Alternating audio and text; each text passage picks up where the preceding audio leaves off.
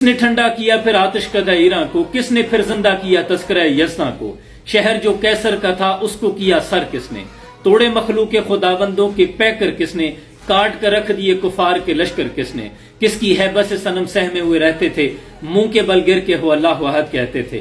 یہ ان کا ذکر ہے جنہوں نے 22 لاکھ مربع میل پر حکومت کی، جن کا نام سن کر شیطان اپنا راستہ بدل لیتا ہے، جنہوں نے صحرا و سمندر پر حکومت کر کے دکھائی، جن کے حکم سے لرزتی زمین ٹھہر جاتی ہے، جن کے خط کی برکت سے خشک دریا میں روانی پیدا ہو جاتی ہے، جن کی چادر سے دہکتی آگ ٹھنڈی ہو جاتی ہے، اور جن کا واسطہ دے کر مجاہدین نے دجلہ میں گھوڑے دوڑا دیے، دشت و دشت دریا بھی نہ چھوڑے ہم نے، بحر ظلمات میں دوڑا دیے گھوڑے ہم نے۔ تو کوسوں دور ممبر پر بیٹھ کر جنگ کا احوال بتا دیں اور وہیں سے حکم صادر فرمائیں کہ یا ساریۃ الجبل، اے ساریہ پہاڑ کو ڈھال بنا کر حملہ کرو۔ ساریہ جب عمل پیرا ہوتے ہیں تو اللہ فتح سے سرفراز فرما دیتا ہے۔ یہ غازی، یہ تیرے پراسرار بندے جنہیں تو نے بخشا ہے ذوق خدائی، دو نیم ان کی ٹھوکر سے صحرا و دریا، سمٹ کر پہاڑ ان کی ہیبت سرائی، دو عالم سے کرتی ہے بیگانہ دل کو، عجب چیز ہے لذت آشنائی، شہادت ہے مطلوب و مقصود و مومن، نہ مال غنیمت نہ کشور کشائی۔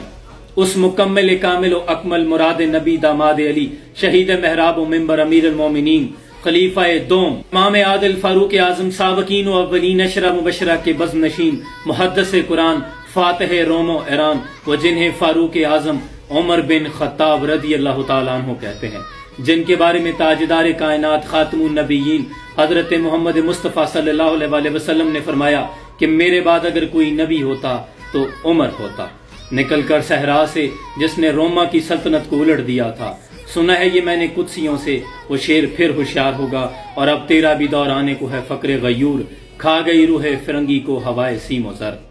اور حلقہ یاراں تو بریشم کی طرح نرم، رزم حق و باطل ہو تو فولاد ہے مومن، اور فلک کو پڑھا کبھی دل جلوں سے کام نہیں، اگر نہ آگ لگا دیں تو داغ نام نہیں۔ سلام پہنچے۔